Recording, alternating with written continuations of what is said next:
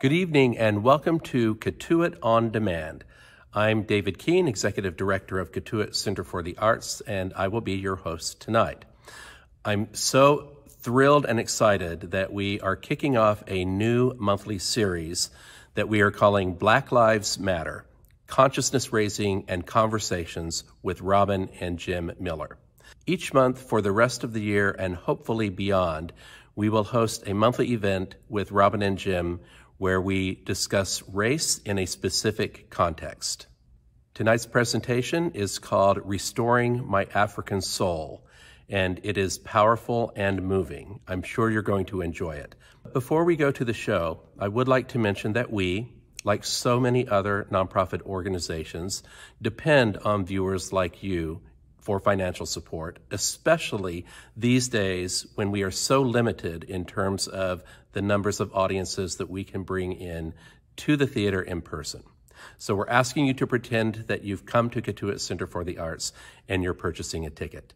If you enjoy what you see tonight, we've made it very easy to donate. Simply text the word conversation to 44321. That's conversation to 44321. All the proceeds raised from tonight's program will be split between Cotuit Center for the Arts and the Zion Heritage Museum in Hyannis. Two worthy causes. I hope you'll consider making a donation. And ladies and gentlemen, please welcome to the stage Robin and Jim Miller in Restoring My African Soul.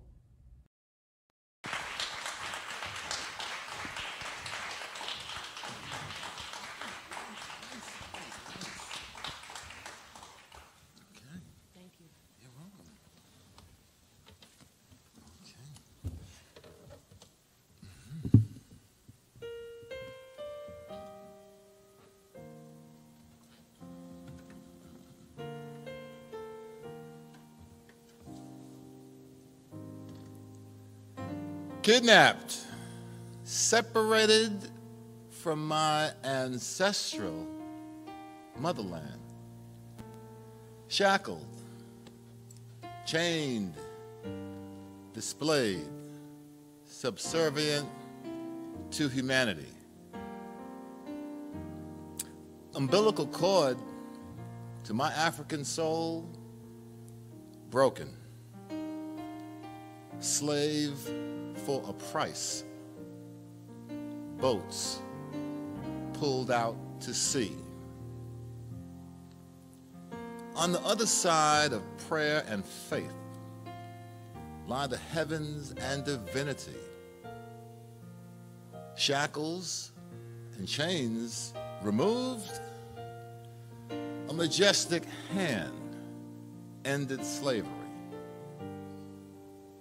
Still, world forces test the strength of my feeding bowl to conquer the battle for victory. I call on God to restore my African soul. I was the first child born to Benjamin and Roberta Bouzet on November 28, 1955, in New York City. This was 3 days before Rosa Parks refused to give up her seat on the bus. Here I am, not yet two. My birth certificate reads, female, colored. My brother Barry joined the family on June 18, 1959. There was a great deal of love to go around in my home. The images that filled my home were the paintings created by my father. I was very proud of him. He was the family artist. He was the church artist.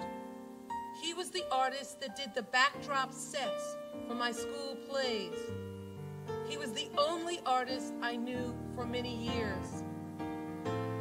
Here he is with classmates from Parsons School of Design in 1948. It should be pretty easy to spot him.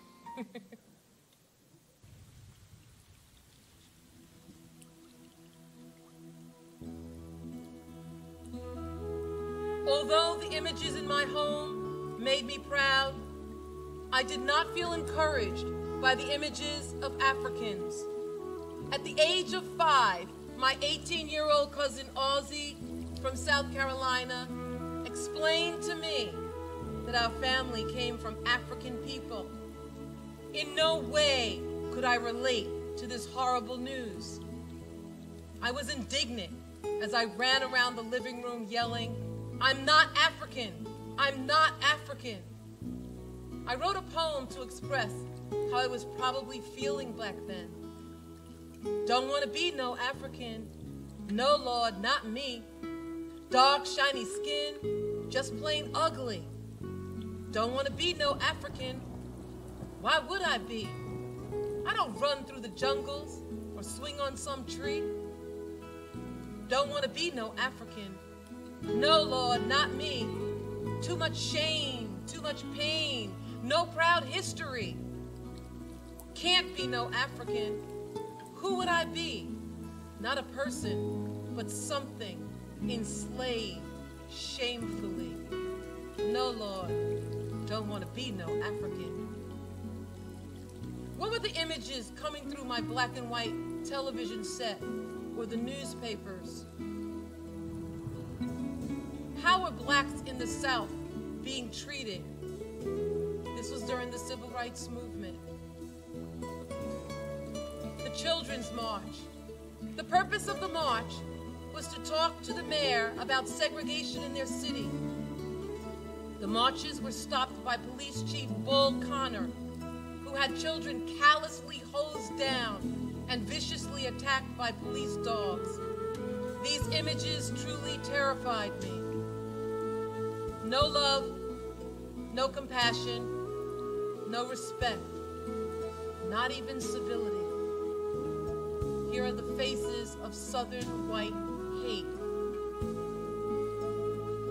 Early black television. I used to cringe even as a child when I saw these images, Step and Fetch It and Mammy. Why were we portrayed as stupid, lazy, and unattractive?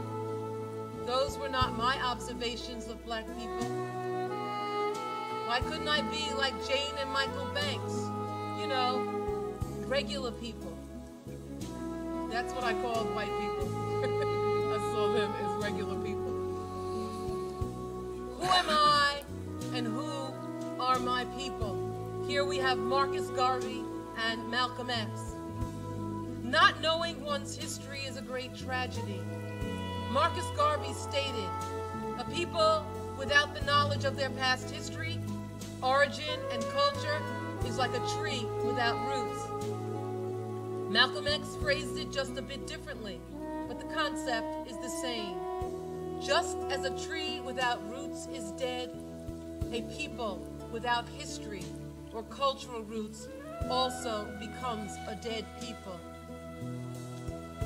Yes, I heard the words of Dr. King. Believe in yourself. We must learn to live together as brothers, or we will perish together as fools.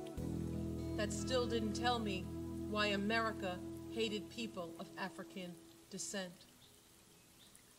These were difficult times. A part of me wanted to distance myself from black people while feeling ashamed for even thinking such a thing. Black beauty didn't look that black. Here's Lena Horne and Dorothy Dandridge. Many of the black stars who got opportunities looked more white. They weren't picking, selecting blacks who looked more African in their appearance. Mary Ellen Washington Bowers. This is my grandmother. She grew up in rural South Carolina during the early 1900s. She sadly recalled the day she realized that some people were considered more superior than others. 6-year-old Mary Ellen was in a country store, and she looked lovely. She was wearing a beautiful dress that her mother had made for her. A little white girl turned to her mother and said, "Look at the pretty girl, Mommy." Her mother quickly snapped, Oh, her? She's not pretty. She's just a little nigger. It's no wonder that my grandmother loved to talk about how much white blood she had and preferred light-skinned people. She was very proud of her father, who was listed, that's her father there, as mulatto on the census. She learned very early on to despise and try to escape her African heritage. This was not uncommon. I became a special education teacher and began to draw. This was a surprise to everyone in my family, especially my father, who wasn't so sure we needed another artist in the family. I began drawing cartoons. I gave myself the pseudonym R.J. Scribbles because I was always scribbling images and poetry on paper. These are my diverse characters called the Scribble Kids.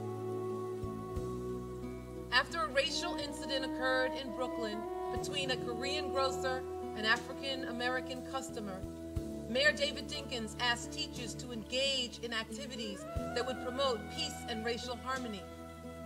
I put my Scribble Kids to work and created a poetry poster. Once published, an advertising agency used it for a proposal to honor Dr. Martin Luther King Jr. It became a print ad that was circulated in Ebony, Jet, Essence, Black Enterprise, the Amsterdam News, and later Sports Illustrated for Kids. The music that you're going to hear now is Wonderful Peace. When you see this picture, please open up your mind. Don't pick out certain children. Don't choose your favorite kind. Just look at us and see. We're standing strong and tall. Look inside our hearts. There's beauty in us all. We come from different places and different backgrounds too, but here we are together with one strong point of view. We're here to make things better. We're here to make you see. We can't exist on things like hate. We all need harmony. We may not know our history and how things got this way. We only know tomorrow's gone if we don't change today. We say we share a common flag of red and white and blue. Why can't our multicolors then stand for something too? So look at us and marvel at what the world could be if we strive for peace on earth and racial harmony. That same year, I came out with a book of school poems entitled Back to School. Today, I speak with insight about my feelings. Back then, I wasn't always aware of how American racism was affecting me. A friend of mine came over, African-American friend, with her dreads, and my thought was, this was my house when we first got married, and my thought was, do you like my house? I didn't say that, that's what. She just took a look around my house and said, gee, Robin, if I didn't know you lived here, I wouldn't know a black person lived in this house. And I looked at my Euro-Asian style. I loved Asian art. And I could have had the attitude of, that's right, my house looks like, oh, Phoebe Wallingford, when I used to watch All My Children. Phoebe Wallingford had those lamps on the show. And when I bought those lamps at Altman's in Manhattan, I remember thinking, these are my Phoebe Wallingfords. And I called them that. So my friend, though, she made me, it was an aha moment for me. And I said, what's going on that I can't be found in my own home? My father had given me quite a few African sculpture books. I reviewed them carefully during my sabbatical. He used these books to create many of his pen and ink renderings of African sculpture. During this time, I took classes and created my own style of art. Here are some African printmaking designs. I also delved into the history of the Harlem Renaissance, which I had never heard about in school, starting from elementary to college. Yes, I knew of the personalities of that period, but never grasped the full scope and significance of this era in African American history. What a period to be proud of. Now we'll hear Jim recite his poem, Renaissance, to Duke Ellington's Satin Doll.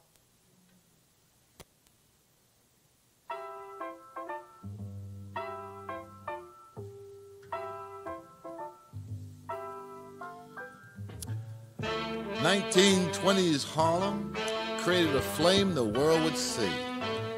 1920s Harlem changed the fabric of American history. It had its own intelligence, it had its own rules and rights, it had its own expression, it had its own electric nights. It had its own community, it had its own power. It had its own police, its own food, 24 hours. It had its own swagger, it had its own beat, it had its own entertainment, it had its own musical street. It had its own rhythm, it had its own smile. It had its own culture, it had its own style. 1920s Harlem created a flame the world would see. 1920s Harlem changed the fabric of American history. Harlem.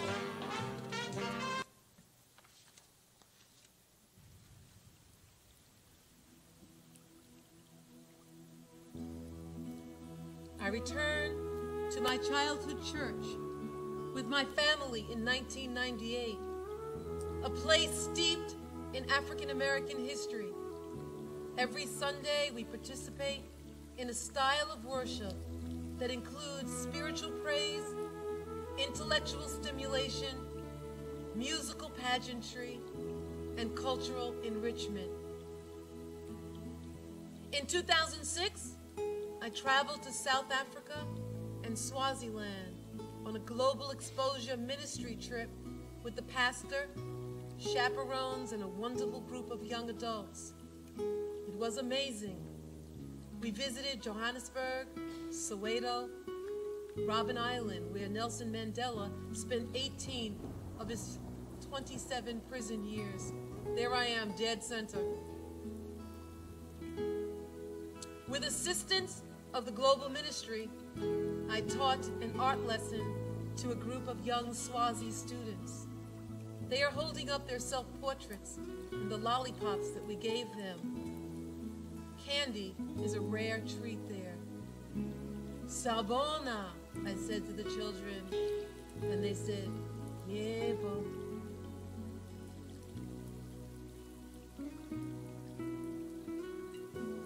From 1999, starting with the Jazz History Quilt, I was creating African American history quilt, collage quilts.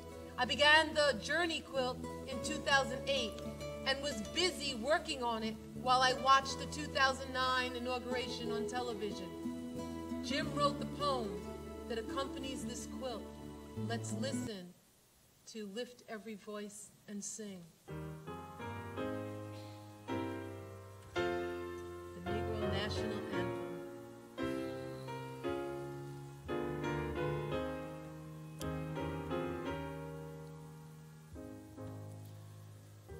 Once treated as objects of service with some remote human quality, American economy flourished from the institution of slavery. Battles made laws change over time. Emancipation, Reconstruction, integration, civil rights, right to vote, leadership gave us a voice to address the nation. Recognize the fabric of sacrifice, God's required journey fee. God's grace transformed us from picking cotton to the United States presidency.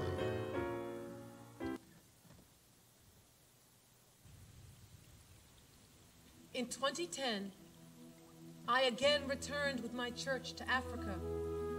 This time, Jim accompanied me. We were Sankofa birds. Sankofa is a symbol from the Adinkra tribe in Ghana. The symbol is a bird with its beak turned back. This bird beckons us to return to our place of origin as she looks backward with the egg of the future in her beak. So we need to go back sometimes in order to be better prepared for our future. Here are African captives.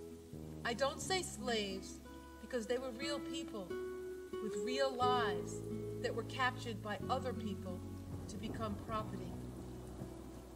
Africans walked 3 to 4 months to the slave castles. This quilt is entitled Journey to Hell, and Jim will read his poem From Capture to Chat Hell, a play on chattel.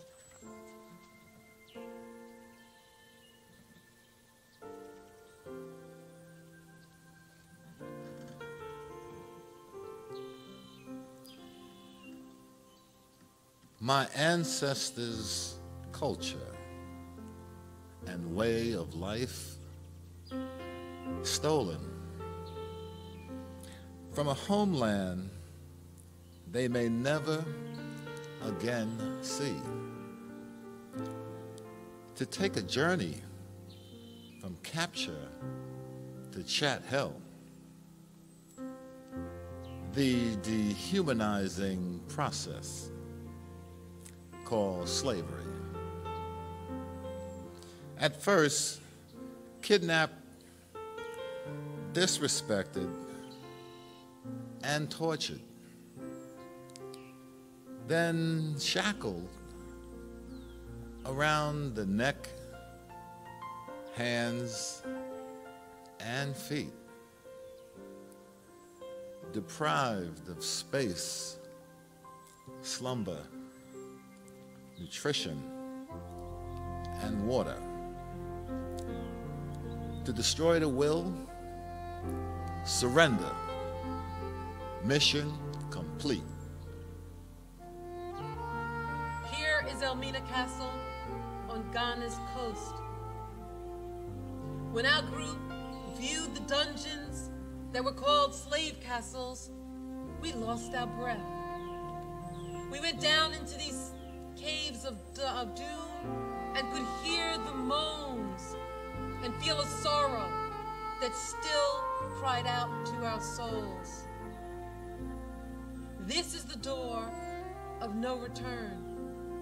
It was the last door the captives would walk through on African soil. They had been in dark dungeons for possibly months. The light of the sun was painful to their eyes. They left heading for the ships that would take them to the Americas.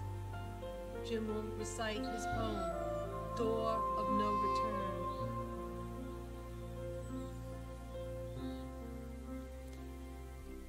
Am I really here this morning?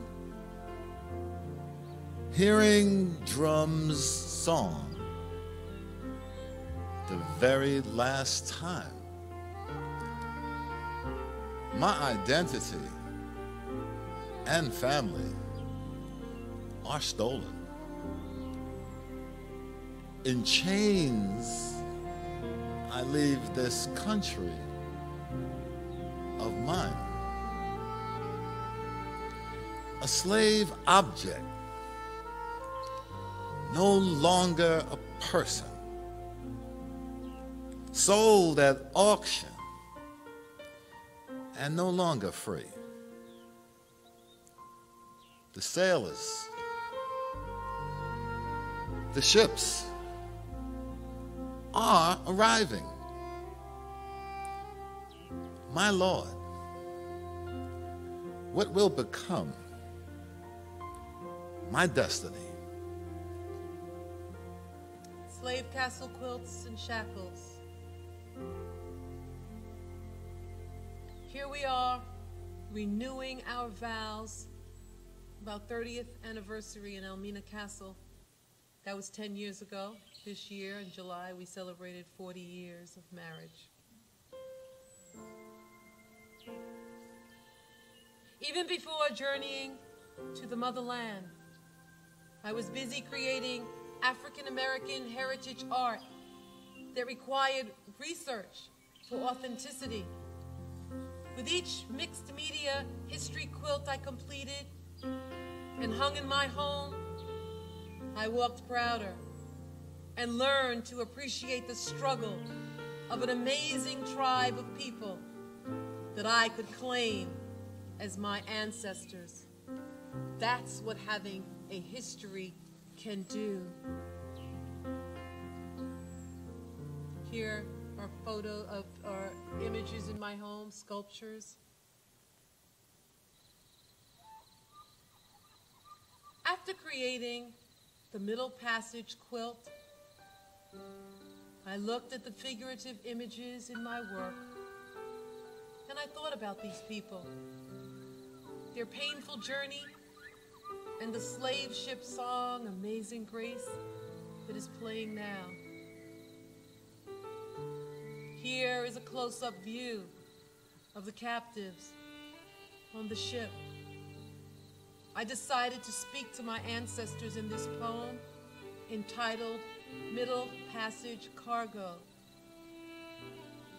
Knowing your struggle, feeling your pain, knowing from whence you came, giving me faith in God up above, giving me truths I can claim, knowing they tried to peel off your pride with hatred, with bondage, insane, but watching you rise above malice and lies gives me strength to walk proud without shame, knowing your faith and your fortitude, knowing that I come from you, gives me great courage, and I understand there's nothing that I cannot do.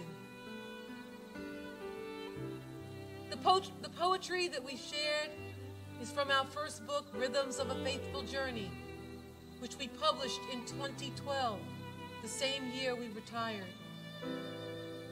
In 2018, we published The Faithful Journey from Slavery to Presidency. This book includes all the poems and quilts in the first book, plus more. There are mixed media paintings that illustrate our journey in prose and explanation of some of the quilts, along with my personal history along the journey. Educating others and myself on the history of the African American journey, then creating art, poetry, and books have brought about a new attitude.